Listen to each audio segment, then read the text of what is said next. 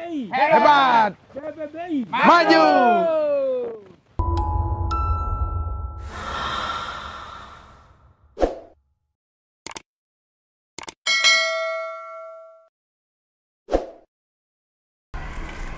Halo Sobat Bonsai, jumpa lagi dengan saya Mari Suka di channel YouTube Suka-Suka Bali Bonsai. Channel yang selalu memberikan informasi dan berbagi informasi berkait di dunia bonsai. Teman-teman, jumpa lagi yang mana hari ini di hadapan saya ada sebuah pohon ifrik yang mana kita akan cek keberadaannya. Kita akan berbagi buat teman-teman karena ifrik ini lagi gembrong ya, lagi lebat-lebatnya daunnya ini teman-teman. Nah, apa yang tersembunyi ada di dalamnya nih setelah digundul, dan kenapa harus digundul, di pruning? Ikuti terus channel YouTube Suka-Suka Bonsai buat berbagi dan berpengalaman teman-teman. Ya teman-teman, kita cek keberadaannya. Sekarang langsung aja sapa Mas Jono, kebetulan beliau lagi kerja nih. Assalamualaikum Mas Jono. Waalaikumsalam Pak. Wah, apa kabar nih Pak D? Baik, sehat. Salam dulu. Ya teman-teman bonsai, jadi kita ketemu sama Mas Jono. Kita akan bincang-bincang berkait dengan pengalaman beliau, terutama di pohon ifrik ini yang diberi nama Rahayu. Kita update lagi ya Mas Nge, karena sebelumnya kita sudah liput bagaimana perkembangannya dan programnya seperti apa. Kita tanya-tanya beliau dikit, berbagi pengalaman buat teman-teman. Mas, ini saatnya udah pruning. Iya, ini udah waktunya udah cukup lebat sekali ya. Lebat sekali ya? Iya. Terus untuk pruning gini Mas, ini ya, dilakukan berapa bulan sekali nih? Kalau dilakukan berapa bulan sekali itu ya sekitar berapa bulan ya? 3 bulan 3 lah. bulan Itu sekali ya? Maksimal ya. Harus rutin dilakukan ya? Kalau nggak rutin gimana Mas? Bisa apa ya? Mati ranting? Mati ranting seperti itu. Ada mati ranting, so pasti kalau programan teman-teman. Jadi harus dilakukan pruning minimal rutinnya 3 bulan sekali. Ya. Karena untuk menghindari kematian beberapa ranting, terutama yang di dalam-dalam ini. Betul. Ya. Kita cek keberadaan seperti apa, kita pruning, kemudian lebat sekali. Kita bantu dikit Mas Jono kerja. Sering-sering sekalian, ya Mas ya? Siap. Cek langsung, ayo. Pruningnya gimana Mas? Teknik pruning ini bagaimana? Intinya? Ya, kalau ini gampang aja sih Pak D ya. Tinggal tarik aja? Tarik aja, sisain ujungnya. Oh gitu? Udah cukup ini. Ya teman-teman, lebih dekat. Jadi kalau kita pruning, kata beliaunya Mas Jono-nya ini, tinggal tarik, simpel aja. Tinggal tarik gini. Nah, ini ujungnya biarin aja. Nah, kenapa biarin ujungnya? Kenapa Mas biar ujungnya Mas? Ya karena pertumbuhannya nggak berhenti dia. Oh, jadi pertumbuhannya ini dia nggak berhenti. Ya. Nah, terus kalau ada bintik-bintik gini? Itu harus dibuang. Dibuang ini? Betul. Berarti ini penyakit dong? Penyakit itu. Terus menghilangkan penyakit ini apa Mas? Itu ada nanti obat pestisida ada. Pestisida? Ya. Oh, disemprotin ya? Iya, nanti semprot rutin lah gitu nih. Jadi teman-teman kalau mau pruning usahakan di ujungnya jangan hilang. Ya. Karena akan menghambat pertumbuhannya ya. Betul. Nah, tinggal pruningnya dari sini tarik. Ternyata simpel juga ya. Pruningnya santai aja nih. Nah, pada cepat nih kita bantu. Nah, kalau pohon yang lain diginiin gimana? Mati nggak ya? Kalau pohon yang lain kayaknya sih nggak ya? Nggak bisa. Nah, kalau nariknya ke bawah boleh? Apa resikonya? Ya resikonya tunasnya dia robek. Ada resiko luka. Oh, seperti itu kadang. Jadi teman-teman, kalau pruning di sini harus narik ke atas. Ya. Kalau narik ke bawah biasanya luka. Boleh perhatian satu ya? Boleh. Luka biasanya Mas? Dia patah tunasnya. Oh iya, patah ya? Iya. Jadi tunas ini kena dia patah. Ya. Terutama tunas-tunas ini tertarik ke bawah patah dia. Betul. Tapi kalau gini enggak. Aman. Ilmu lagi nih. Jadi teman-teman yang nggak tahu, adik-adik pemula terutama nggak paham bisa. Nah, ini biarin. Jadi biar nggak ngandek dia, artinya diem dia perkembangan prosesnya. Tinggal tarik-tarik aja nih teman-teman. Jadi terus harus begini ya. Iya. Memang jenis-jenis ficus itu beda-beda juga dan. Kenapa? Gitu. Ada yang tarik ke bawah? Ke bawah gitu ada juga. Ficus yang gimana? Contohnya kayak kompakta seperti itu. Oh, dia kalau ditarik seperti ini, dia nggak bisa juga. Dia nggak bakal copot. Kompakta? Ya. Terus? Tapi kalau tarik gini, lepas semua. Beda ada lagi. Ilmu lagi. Kalau ficus jenis kompakta atau elegan ya? Ya, elegan itu. Hebatnya atau elegan. Jadi nariknya nggak ke atas, nariknya ke bawah. Karena kalau ditarik ke atas, pengalamannya Mas Jono tuh nggak lepas. Jadi harus ke bawah. Itu so pasti ya? Pasti itu. Tidak menghayal berarti ya? Bukan mimpi ini. Fakta teman-teman. Karena beliau Bang Masternya untuk saat ini luar biasa. Saya juga masih belajar. Nah di sini luar biasa teman-teman. Kita langsung praktekkan ikut. Nah ini ada apa di balik ini ya? Karena memang batangnya ukurnya besar, akarnya juga bagus, mencengkram. Intip dulu akarnya yuk. Ya, teman-teman, kita kembali lagi berkait dengan iprik yang beri nama Rahayu. Keberadaannya di sini dalam proses perkembangannya. Ini keberadaan akarnya luar biasa. Kenapa saya bilang luar biasa? Ini menggambarkan pohon besar tumbuh di alam, ya di dataran yang rendah, yang mana akar-akar ini mencengkram. Jadi akar-akar ini teman-teman mencengkram ya. Nah, kenapa terkesan kokoh sekali? Karena di sini memang didesainnya memang seperti ini. Bagaimana menggambarkan iprik di alam yang begitu kekar dan seram. Nah ini luar biasa, pendesainernya adalah kawan kita, Mas Jono Imam. Memang beliau tuh dalam penggarapan sebuah pohon iprik, kita udah akui kemampuan beliau. Nah seperti inilah keberadaannya. Nah adapun pohon-pohon ini, akarnya mencengkram, perpecahannya ada juga lubang-lubang ini, ya benjol-benjolan ini, sedemikian rupa dibuat tampak tidak seperti sentuhan tangan. Karena kenapa? Karena ini luka-luka ini udah mulai sembuh, tertutup oleh kambium-kambium ini. Akhirnya muncullah benjol-benjolan seperti ini. Nah inilah sebuah proses pohon ya, untuk pembuatan menjadikan sebuah bonsai yang berkualitas dan mempunyai nilai ekonomis yang tinggi. Di sini bukan sekedar pohon dirawat begitu saja. Bagaimana menerapkan sebuah konsep menjadi pohon ini pohon berkualitas ke depannya dan mempunyai nilai ekonomis yang tinggi, teman-teman. Nah, di sini di balik ini tentu pengemasannya, cabangnya harus seimbang dengan batangnya. Nah, di sini ada cabang 1, ya di sini juga ada cabang 2. Nah, di sini tumbuh cabang yang lain. Nah, kalau ibaratkan pohon kecil terkesan seperti pohon bogel, sedangkan ini pohon besar, teman-teman. Kalau saya peluk mungkin saya nggak sanggup ini. Lingkar batangnya nggak tahu.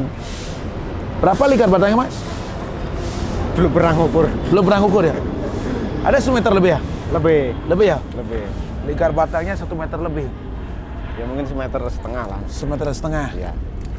Nah ini proses historinya luar biasa pohon ini. Nah bagaimana kita perlu belajar mendalam berkait dengan program Fikus? Kembali ke Mas Jono Imam lagi. Ya Mas ya? Karena konsepnya luar biasa teman-teman ini. Ini bukan sekedar senang, ya. Namun di balik senang ada investasi. Ya teman-teman kembali lagi. Ini melihat kekarnya cabang-cabangnya, batang dan cabang-cabangnya, teman-teman perhatikan. Oke, lebih detail kita intip, kita lihat nanti hasilnya setelah di pruning. Teman-teman penasaran? Ikuti terus channel YouTube Suka-Suka Lebih Bonsai. Kita langsung cek keberadaannya.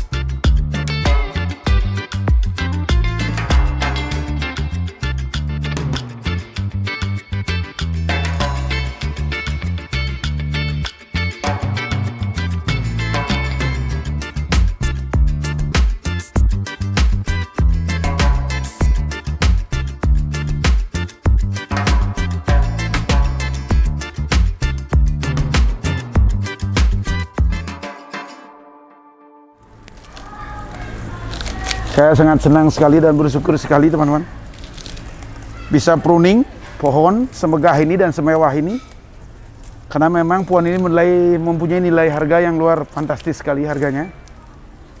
Dengan target dulu pinangnya berapa mas? Ya, Di Pinang berapa dulu? itu masih ya sekitaran itulah. Sekitaran 600 jutaan ya? Ya, kita nggak bisa nyebut nominal sih. Oh gitu ya? Ya. Ini jadinya laku nggak 1 miliar mas? Bisa. Bisa ya? Ya.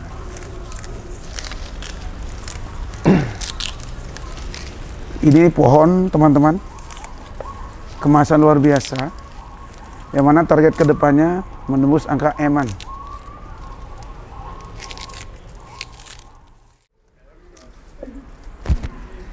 Ya teman-teman bonsai, keseruannya kita melakukan pruning ya.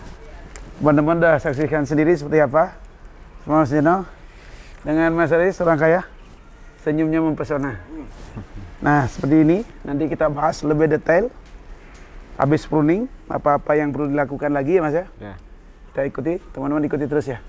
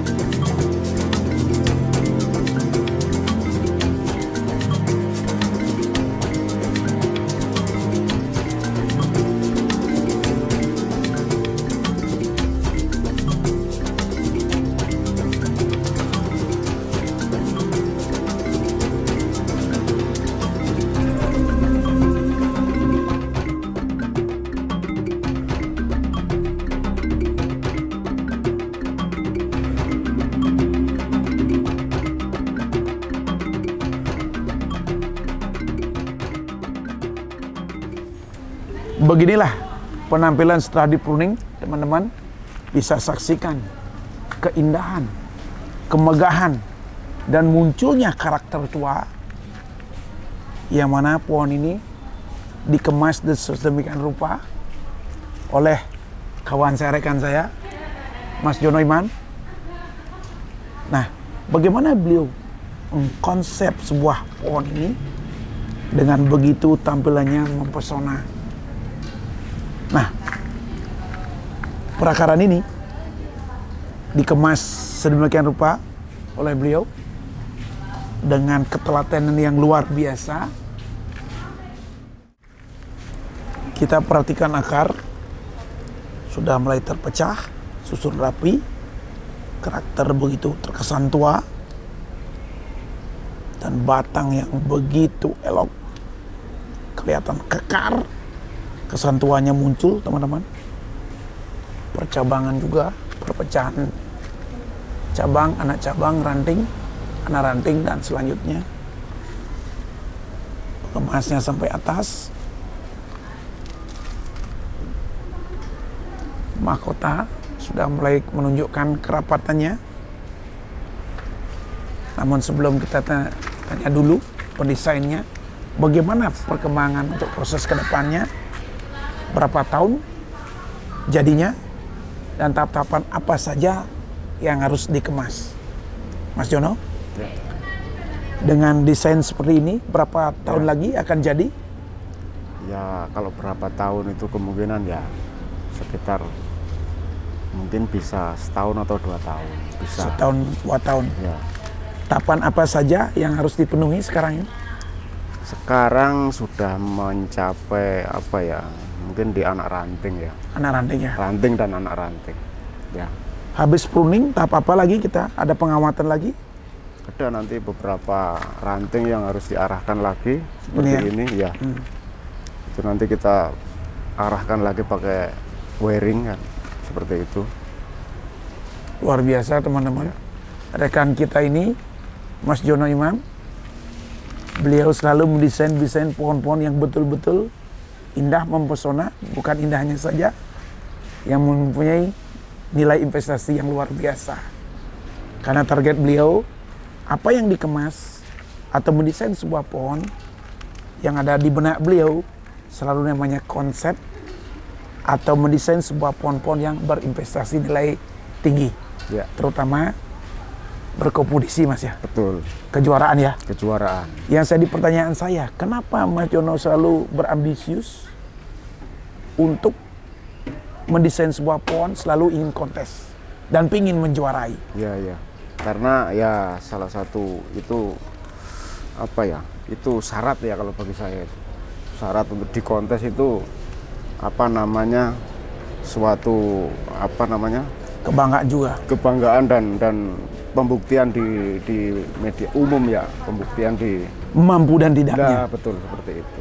Bagaimana mendesain sebuah pohon-pohon yang punya nilai, yang begitu indah. Betul. Tentunya pohon yang punya nilai bagus dan nilai jual yang tinggi, tentunya pohon itu tak lepas dari pohon yang menang berkompetisi. Ya. Luar biasa Mas. Terima kasih atas pesan-pesannya buat teman-teman.